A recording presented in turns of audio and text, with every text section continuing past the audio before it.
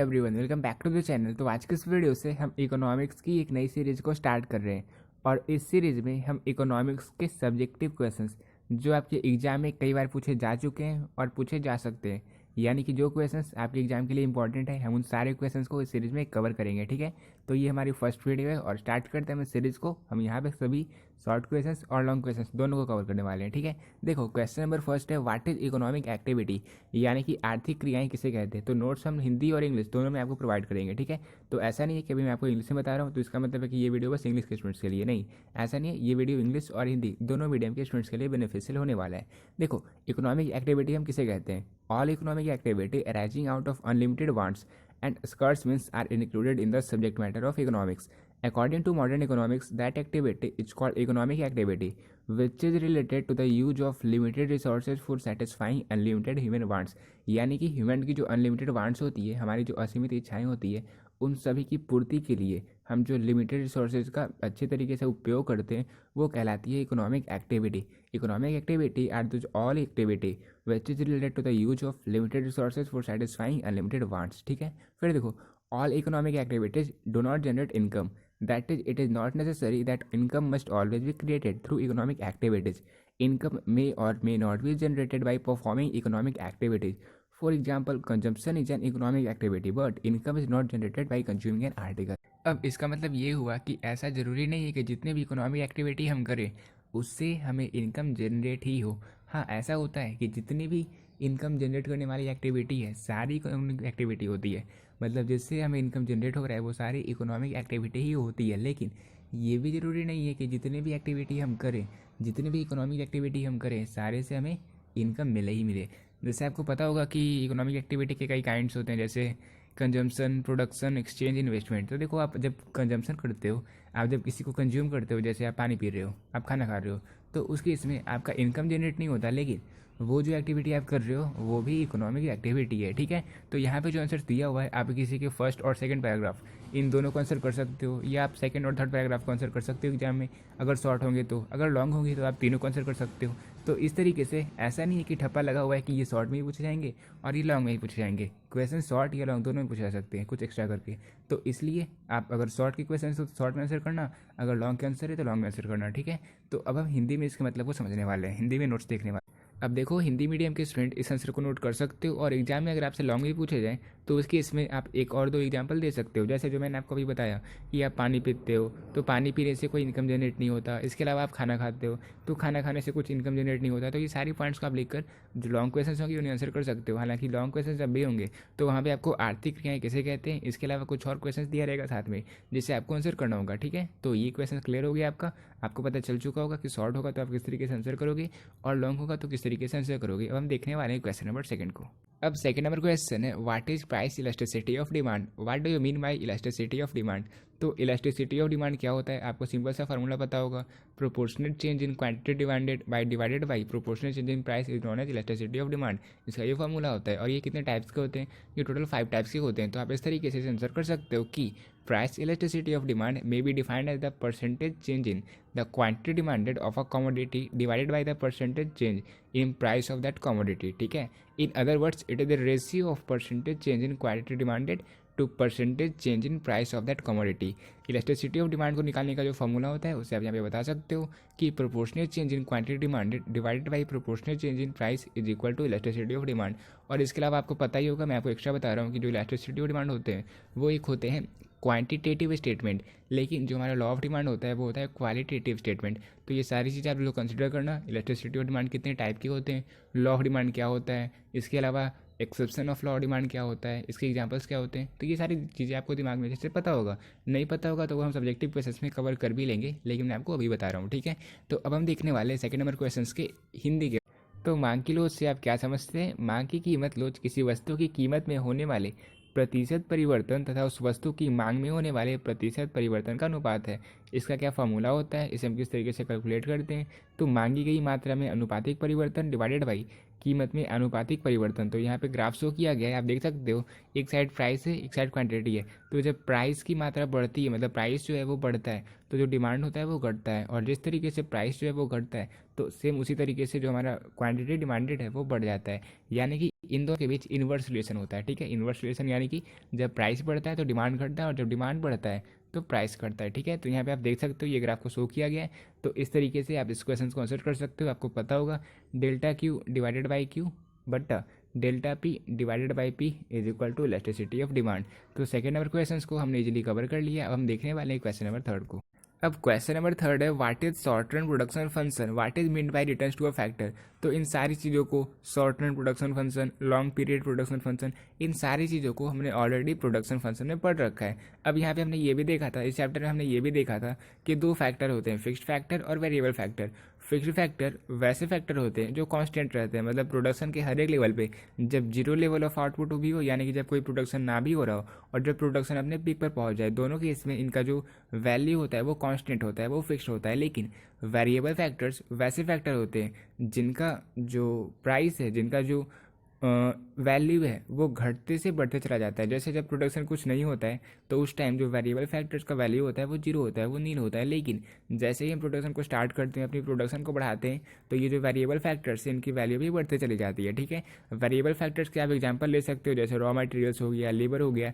तो ये सारी चीज़ें प्रोडक्शन बढ़ने पर इनकी हमको मात्रा को बढ़ाना पड़ता है। और फिक्स्ड फैक्टर का एग्जाम्पल आपको अच्छे से पता ही होगा, जैसे बिल्डिंग्स वगैरह हो गए, मशीन्स वगैरह हो गए, तो ये सारे फिक्स्ड होते हैं आमतौर पर, ठीक है। अब देखो हम ये देखने वाले हैं कि शॉर्ट रन प्रोडक्शन फंक्शन क्या होता है, जिन्हें हम वेरिएबल प्रोपोर्शन प्रोडक्शन फंक्शन भी कहते हैं। देखो, in variable proportion production function proportion of factors utilised change because in short run all factors can not be change. यानी कि शॉर्ट रन में, शॉर्ट रन प्रोडक्शन फंक्शन में हम इन दोनों को, फिक्स्ड फैक्टर और वेरिएबल फैक्टर्स, इन दोनों को चेंज नहीं कर सकते। मतलब सिर्फ वेरिएबल फैक्टर्स को चेंज कर सकते हैं, जो हमारे फिक्स्ड फैक्टर्स हैं उन्हें हम चेंज नहीं करते शॉर्ट रन प्रोडक्शन फंक्शन में। Those factors which can not be change due to short period are called fixed factors, ठीक है। Few factors of production are variable in the short run. Capital good, land, production, technique, etc. are mainly fixed factor. ये सारे fixed factor के examples हैं, capital goods, land, production technique etcetera, ठीक है। और remain unchanged in short period. जबकि जो labour होता है, जो लेबर यूनिट होता है वो वेरिएबल होता है, क्योंकि ये वेरिएबल फैक्टर्स का एग्जांपल है और इस कारण ये वैरी करते रहता है। Size of plant also remain unchanged in short run. In this way few factor of production are fixed and few are variable in short run. By changing variable factors, ratio factor utilized also change, and consequently quantity of production or output varies. This is called variable proportion production function. तो variable proportion production function क्या हुआ, यहाँ पे देखो जो हमारा short run production function है, यहाँ पे हमारा जो वेरिएबल फैक्टर होता है ये चेंज होता है, लेकिन फिक्स्ड फैक्टर रिमेन अनचेंज्ड, ये चेंज नहीं होता। यानी कि बिल्डिंग की जो अमाउंट था या फिर मशीन्स जो वैल्यू था वो सारी सेम ही रहती है, उन सभी में हम कोई एक्स्ट्रा यहाँ पे पैसे नहीं लगाते, वो सारे सेम ही रहते हैं। लेकिन जो हमारा वेरिएबल फैक्टर हो गया, जैसे हमारा हो गया लेबर, जैसे हो गया हमारा रॉ मटेरियल्स, तो इन सारे की वैल्यू हमें बढ़ानी पड़ती है। जैसे जैसे हम प्रोडक्शन को बढ़ाते चले जाते हैं वैसे वैसे लेबर की जो वैल्यू है, यहाँ पे जो खर्चे होते हैं वो बढ़ते चले जाते हैं, रॉ मटेरियल्स के जो खर्चे हैं वो बढ़ते चले जाते हैं। और जब हम प्रोडक्शन को स्टार्ट भी नहीं करते, जब प्रोडक्शन हमारा नील रहता है, तो उस टाइम जो हमारे वेरिएबल फैक्टर्स का कॉस्ट है वो भी नील होता है, ठीक है। तो आपको ये बात अच्छे से दिमाग में डाल लो कि शॉर्ट रन प्रोडक्शन फंक्शन में जो हमारा वेरिएबल फैक्टर्स होता है बस वही चेंज होता है, लेकिन जो फिक्स्ड फैक्टर होता है वो रिमेन अनचेंज, यानी कि वो चेंज नहीं होता, ठीक है। तो ये था क्वेश्चन नंबर थर्ड। और इसके अलावा हम इसके जो बाकी के क्वेश्चन है चैप्टर के भी, जैसे लॉन्ग पीरियड प्रोडक्शन फंक्शन क्या होता है, तो उन सारे को हम अलग से कवर कर लेंगे, ठीक है। सब्जेक्टिव में ही हम कवर कर लेंगे आगे की वीडियो में। तो क्वेश्चन नंबर थर्ड हमने क्लियर कर लिया। अब जो हिंदी मीडियम के स्टूडेंट्स हैं वो किस आंसर को नोट कर सकते हो, हम वो देखते हैं। तो क्वेश्चन नंबर थर्ड है अल्पकालीन उत्पादन फलन क्या है, एक कार्य के प्रतिफल से क्या अभिप्राय है। तो इसे मैंने आपको अच्छे से बता ही दिया, ये सारी चीज़ें हिंदी में यहाँ पे दी हुई है, इसे आप पढ़ सकते हो, एग्जाम में आंसर कर सकते हो, ठीक है। मैंने आपको बता दिया कि जो वेरिएबल फैक्टर्स होते हैं यहाँ पे बस वही चेंज होते हैं।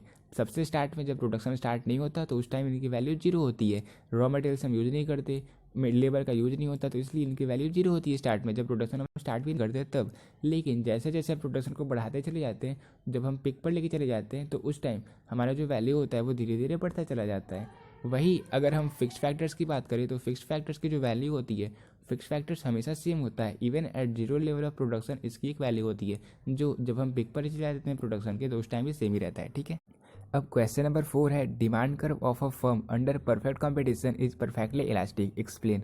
या फिर क्वेश्चन इस तरीके से भी पूछा जाता है, explain the relationship between average revenue and marginal revenue in perfect competition. तो देखो, आपने डिफरेंट फॉर्म ऑफ मार्केट में कई तरह के मार्केट के बारे में पढ़ा होगा, जैसे परफेक्ट कंपटीशन, मोनोपोलिस्टिक कंपटीशन जहाँ पे प्रोडक्ट डिफ्रेंसिएशन पाया जाता है। फिर मोनोपोली पढ़ा होगा अपने जहाँ पे सिंगल सेलर होता है। फिर आपने ओलिगोपोली पढ़ा होगा। तो ये सारे मार्केट के बारे में हमने ऑलरेडी पढ़ लिया है और इन सभी के फीचर्स आपके एग्जाम में पूछे भी जाते हैं, तो उन्हें आपको याद रखना, ठीक है।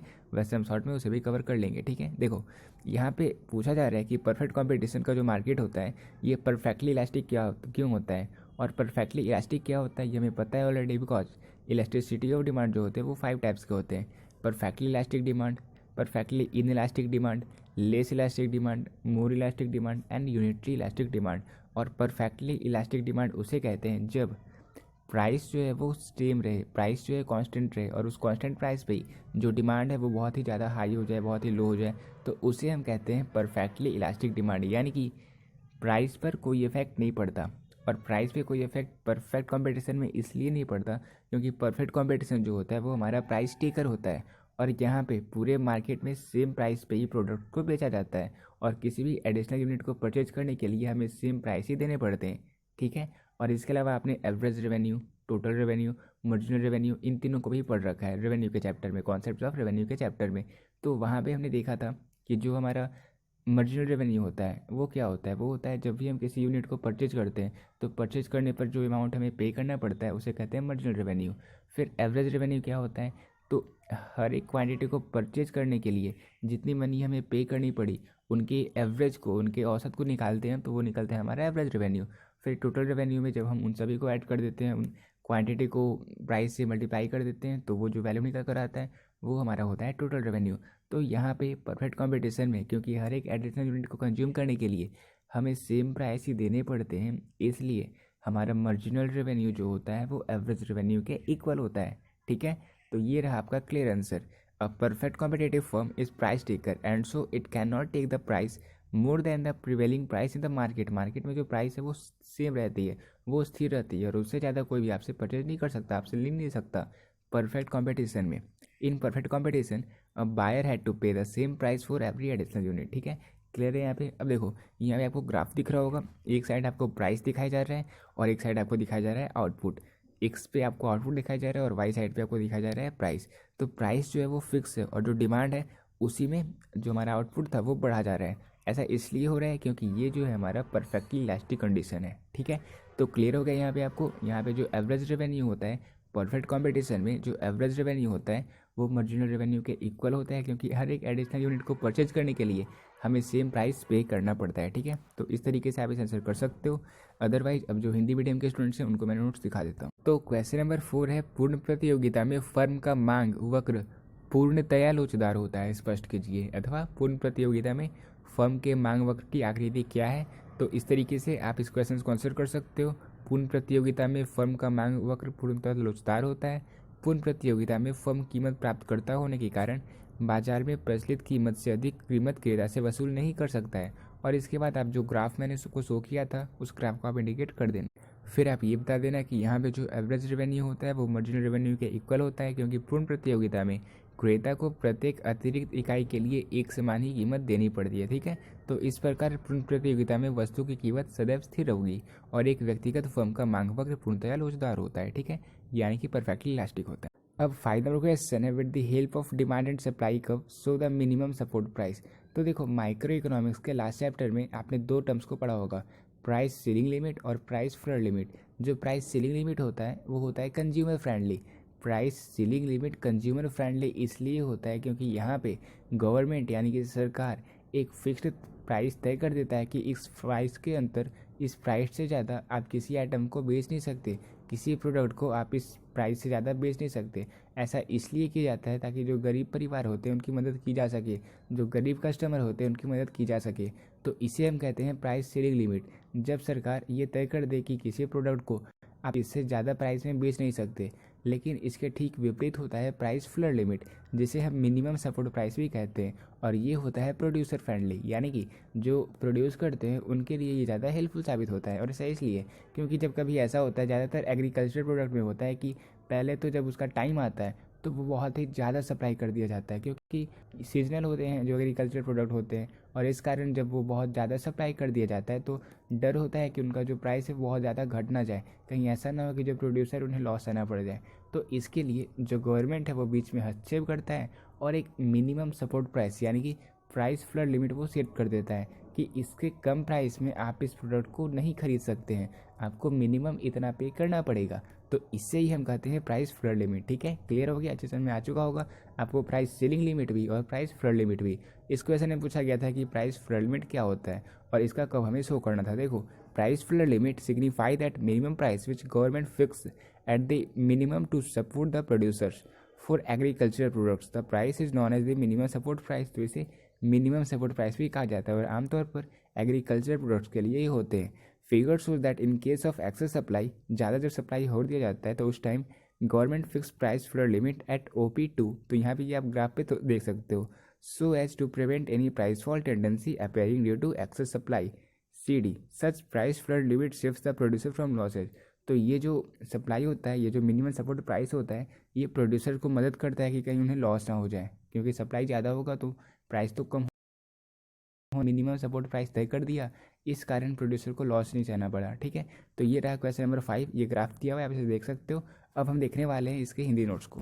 तो 5 नंबर क्वेश्चन है, मांग एवं पूर्ति वक्रों की सहायता से न्यूनतम समर्थन मूल्य दर्शाइए। तो यहाँ पे ये आंसर दिया हुआ है, हिंदी में दिया हुआ है, आप इसे पढ़ सकते हो। इसे बिल्कुल अच्छे तरीके से हमने एक्सप्लेन ऑलरेडी कर ही दिया। ठीक है, तो ये रहा क्वेश्चन नंबर 5। अब हम देखने वाले नेक्स्ट क्वेश्चन को। अब क्वेश्चन नंबर 6 है, what do you mean by gross national product. तो देखो, GNP, GDP, NNP, NFC at market price at factor cost, इन सारी चीज़ों को हमने नेशनल इनकम में ऑलरेडी पढ़ रखा है और इन सभी से आपके एग्जाम में शॉर्ट टाइप के क्वेश्चंस पूछे ही जाते हैं। तो इसके अलावा जो क्वेश्चंस मैं आपको करवा रहा हूँ, इसके अलावा जो एक्स्ट्रा क्वेश्चंस मैं आपको बताता हूँ, आप इसी टाइम बुक को ओपन करके उन सारे को पढ़ लो, क्योंकि अब आपको रिवाइज करना ही करना है, सारी चीज़ों को रिवाइज करना है। ठीक है, तो देखो हम देखते हैं कि GDP क्या होता है, क्योंकि GNP को समझने से पहले आपको ये पता होना चाहिए कि GDP होता क्या है। तो देखो, एक कंट्री के अंदर जितने भी प्रोडक्शन की जाती है, एक कंट्री में, एक देश के डोमेस्टिक टेरिटरी के अंदर जितने भी प्रोडक्शन की जाती है, उसकी वैल्यू को हम कहते हैं GDP। ठीक है, एक अकाउंटिंग ईयर में यानी कि एक साल में जितनी भी प्रोडक्शन एक डोमेस्टिक टेरिटरी के अंदर एक कंट्री में की जाती है, उसकी मॉनेटरी वैल्यू को हम कहते हैं GDP। और जब हम GDP में net factor income from abroad को ऐड कर देते हैं, यानी कि विदेशों से प्राप्त शुद्ध साधन आय को हम जब ऐड कर देते हैं, तो निकल कर आ जाता है हमारा ग्रॉस नेशनल प्रोडक्ट। ठीक है, यानी कि GDP plus net factor income from abroad is equal to GNP at MP, यानी कि gross national product at market price का ये फॉर्मूला होता है। ठीक है, देखते हैं हम एग्जाम इसे किस तरीके से आंसर कर सकते हैं। देखो, gross national product is not only related to the value of final product produced by the residents of the country within the country territory, but also at net factor income from abroad. Thus, gross national product at market price, that is GNP at MP, is the market value of the final goods and service produced within the domestic territory of a country by the normal residents during an accounting year। यानी कि एक साल में जितना production एक resident के द्वारा, मतलब जो वहाँ के वासी है, जो वहाँ के प्रवासी है, उनके द्वारा जो किया गया है प्रोडक्शन, उनकी कंप्लीट वैल्यू को और उसके साथ ही साथ net factor income from abroad की वैल्यू को हम कहते हैं ग्रॉस नेशनल प्रोडक्ट। ठीक है, क्लियर ये क्वेश्चन। तो अब जो हिंदी मीडियम के स्टूडेंट है वो ये नोट कर सकते हो कि GNP यानी कि सकल राष्ट्रीय उत्पाद से आप क्या समझते हैं, मैंने आपको क्लियरली एक्सप्लेन कर दिया। इसके अलावा आप ये भी लिख सकते हो कि सकल राष्ट्रीय उत्पाद is equal to GDP plus net factor income from abroad, यानी कि विदेशों से प्राप्त शुद्ध साधन है, इज इक्वल टू सकल राष्ट्रीय उत्पाद। ठीक है, तो इस तरीके से आप इस शॉर्ट क्वेश्चन को आंसर कर सकते हो। अब 7 नंबर क्वेश्चन है, in an economy investment increase from 1000 crore to 1200 crore and as a result total income increased by 800 crore. Calculate marginal propensity to consume. तो मार्जिनल प्रोस्पेंसिटी टू कंज्यूम का फॉर्मूला होता है change in consumption due to change in income. तो यहाँ पे हमें consumption को calculate करना पड़ेगा, क्योंकि हमारा इनकम को जितना चेंज हुआ वो तो दिया हुआ है, और साथ ही साथ ये भी दिया हुआ है कि जो हमारा इन्वेस्टमेंट था वो चेंज हुआ है 200 करोड़। ठीक है, तो देखो, change in income is equal to change in consumption plus change in investment. तो इसलिए जो हमारा चेंज इन कंजम्पशन होगा वो होगा चेंज इन इनकम माइनस, यहाँ पे माइनस का साइन होगा। ठीक है, change in income minus change in investment, यानी कि 800 minus 1200 that is equal to 600 crore. तो हमारा 600 करोड़ आ गया चेंज इन कंजम्पशन। तो अब हम सिंपली निकाल देंगे मार्जिनल प्रोस्पेंसिटी टू कंज्यूम, जो कि होगा 600, जो कि हमारा चेंज इन कंजम्पशन निकाले हम, और इसके बाद डिवाइड कर देंगे चेंज इन इनकम से, जो कि हमारा है 800। तो इस तरीके से marginal prosperity to consume is equal to 0.75 हमारा आंसर आ जाएगा। ठीक है, तो ये था क्वेश्चन नंबर 7, जहाँ पे हमें मार्जिनल प्रोस्पेरिटी टू कंज्यूम को कैलकुलेट करना था।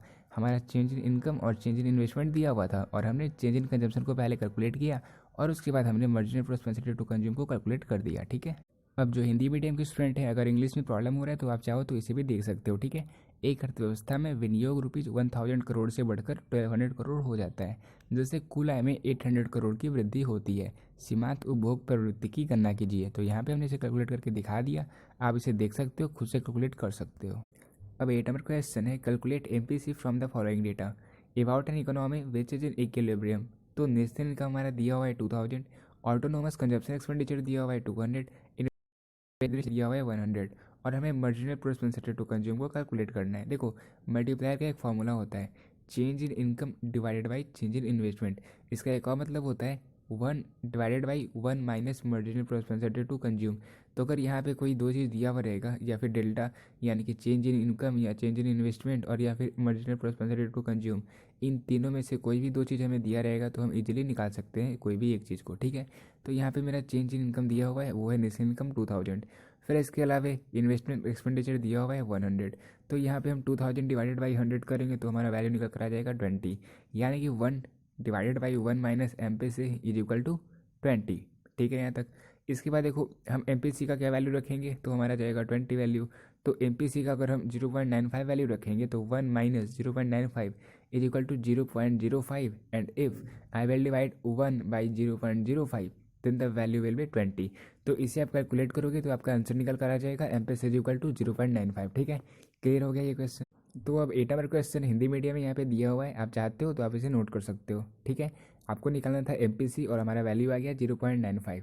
ठीक है, और थोड़े बहुत यहाँ पे आपको टाइपिंग एरर देखने को मिलेंगे, तो टाइपिंग एरर को आप ज़्यादा कंसिडर मत करो, आप बस क्वेश्चन पर फोकस करो, उनका सॉल्यूशन पे फोकस करो। ठीक है, अब 9 नंबर क्वेश्चन है, what is the effect of revenue deficit. तो आपने पढ़ा होगा बजट डिफिसिट जो हमारे होते हैं वो 3 तरह के निकलते हैं। एक होता है रेवेन्यू डिफिसिट, एक होता है हमारा प्राइमरी डिफिसिट और एक होता है हमारा फिस्कल डिफिसिट। रेवेन्यू डिफिसिट में जो हमारा रेवेन्यू एक्सपेंडिचर होगा, एक गवर्नमेंट का जो रेवेन्यू एक्सपेंडिचर होगा यानी कि जो खर्चे होंगे वो रेवेन्यू रेसिप्ट्स से ज़्यादा होते हैं, मतलब खर्चे ज़्यादा हो रहे हैं और हमें जो रिसिप्ट्स मिल रहे हैं, हमें हमारी जो प्राप्तियाँ हैं वही कम है। तो उस केस में उस सिनेरियो को हम कहते हैं रेवेन्यू डिफिसिट। ठीक है, अब इसका क्या इफेक्ट पड़ता है, तो देखो जो भारत की जनता है वो बहुत ही गरीब है। अब अगर हम रेवेन्यू डिफिसिट हमारी ज़्यादा हो जाएगी तो टैक्स बढ़ाने पड़ जाएंगे, और टैक्स बढ़ाने पड़ेंगे हमको तो क्योंकि जनता लोग गरीब है तो वो भूखे मरेगी। इसलिए गवर्नमेंट को कुछ ऐसा करना पड़ता है, गवर्नमेंट को अपनी सिक्योरिटीज बेचनी पड़ती है, उन्हें डिसइन्वेस्टमेंट करना पड़ता है, तो इससे उनकी एसेट्स भी कम हो जाती है, प्लस लायबिलिटी भी ज़्यादा बढ़ जाती है। तो ये सब कारण है जिससे कि रेवेन्यू डिफिसिट जो है वो बहुत ही ज़्यादा बुरी तरीके से एक इकोनॉमी पे असर डालता है। इसलिए हमें इन्हें बैलेंस में लेकर चलना चाहिए। ठीक है, ज़्यादा रेवेन्यू डिफिसिट भी नहीं होना चाहिए। देखो आंसर को हम देखते हैं, for economic development government should put a control on revenue deficit. A high revenue deficit wants the government either to cut its expenditure or increase its tax and non-tax receipt. But in a country like India, India is this way, where people are poor, it is difficult to force them to pay more taxes. In such a situation, revenue deficit can be made up either through borrowing or disposal of assets, that is disinvestment. While borrowing create liability for the government, ये government की जो liability होती है उसे बढ़ा देती है। अगर गवर्नमेंट बोरोइंग करेगी मतलब वो और पैसे लेगी तो, लेकिन जब वो डिसइन्वेस्टमेंट कर देगी, अगर वो अपने जो एसेट्स उन्हें सेल कर देगी तो उनका एसेट्स ही घट जाएगा, ज़्यादा घट जाएगा। तो ये सारे प्रॉब्लम्स होते हैं गवर्नमेंट को अगर वो रेवेन्यू डिफिसिट को सही करने के लिए डिसइन्वेस्टमेंट करता है, और इसके अलावा अगर वो बोरोइंग लेता है तो उसकी या तो एसेट्स घट जाती है या तो लायबिलिटी बढ़ जाती है। इसलिए गवर्नमेंट को चाहिए कि वो जो अपनी एसेट्स और लायबिलिटी है उन सभी को बराबर बैलेंस मोड में रखे। अगर ऐसा वो नहीं करेगी तो जो इकोनॉमी रहेगी वो पूरी तरीके से चौपट हो जाएगी। ठीक है, तो ये सारे इफेक्ट होते हैं रेवेन्यू डिफिसिट के। चाहे तो अगर गवर्नमेंट उसे सही करने के लिए अपने एसेट्स को बेच देगी यानी कि डिसइन्वेस्टमेंट कर देगी, और इसके अलावा अगर बोरोइंग लेगी तो उसकी लायबिलिटी बढ़ जाएगी। तो ये सारे इफेक्ट करते हैं रेवेन्यू डिफिसिट एक गवर्नमेंट की इकोनॉमी पे। ठीक है, क्लियर हो गया ये क्वेश्चन। अब हम देखने वाले नेक्स्ट क्वेश्चन को, लेकिन इससे पहले हम इसके हिंदी नोट्स को भी देख लेते हैं। तो रेवेन्यू डिफिसिट यानी कि राजस्व घाटे का क्या प्रभाव होता है, वो सारी चीज़ें मैंने आपको अच्छे से बता दी। आप इसे पढ़ भी सकते हो, ये सारे हिंदी में बिल्कुल क्लियर लैंग्वेज में लिखे हुए हैं। इसकी पूर्ति के लिए सरकार को या तो उधार लेना पड़ जाता है या फिर अपनी संपत्तियों को बेचना पड़ जाता है, और इन दोनों केस में सरकार को या तो एसेट्स कम पड़ जाते हैं और या तो जो उनकी जो लायबिलिटी होती है वो बढ़ जाती है। इसलिए इन दोनों के बीच एक समन्वय स्थापित करना पड़ेगा सरकार को, यानी कि उनका जो बैलेंस होनी चाहिए एक एसेट्स और लायबिलिटी के बीच में। ठीक है, अब क्वेश्चन नंबर 10 है, what are the main characteristics of balance of payment. तो ये क्वेश्चन हमारी इस वीडियो का लास्ट क्वेश्चन है और साथ ही साथ ये आपके मैक्रो इकोनॉमिक्स के लास्ट चैप्टर का क्वेश्चन है। आपने पढ़ा होगा बैलेंस ऑफ ट्रेड क्या होता है, बैलेंस ऑफ पेमेंट क्या होता है। बैलेंस ऑफ ट्रेड में हम बस विजिबल आइटम्स को शो करते हैं, लेकिन बैलेंस ऑफ पेमेंट में हम विजिबल, इनविजिबल, कैपिटल ट्रांसफ़र इन तीनों आइटम्स को इंक्लूड करते हैं। ठीक है, तो यहाँ पे हम इसके बैलेंस ऑफ पेमेंट के फीचर्स को देखने वाले हैं। पहला फीचर क्या है, सिस्टमेटिक रिकॉर्ड। तो बैलेंस ऑफ पेमेंट में हम कोई भी कंट्री जितने अंतर्राष्ट्रीय लेन देन करती है, जितनी उनकी रिसिप्ट्स होती है, जितने उनके पेमेंट्स होते हैं, जितना वो इंपोर्ट करते हैं, जितना वो एक्सपोर्ट करते हैं, उन सारी चीज़ों को सिस्टमेटिक वे में रिकॉर्ड करते हैं। ठीक है, तो इसका पहला फीचर हो गया सिस्टमेटिक रिकॉर्ड। सेकंड है फिक्स्ड पीरियड ऑफ टाइम। तो जनरली 1 साल के लिए बैलेंस ऑफ पेमेंट को हम प्रिपेयर करते हैं, तो ये इसका सेकंड फीचर है, with an account of a fixed period of time, generally a year. फिर थर्ड पॉइंट है कॉम्प्रहेंसिवनेस। तो ये बहुत ही व्यापक इसका क्षेत्र फैला होता है, क्योंकि यहाँ पे हम विजिबल आइटम्स, इनविजिबल आइटम्स और कैपिटल ट्रांसफ़र तीनों को शामिल करते हैं। फिर फोर्थ पॉइंट है डबल एंट्री सिस्टम।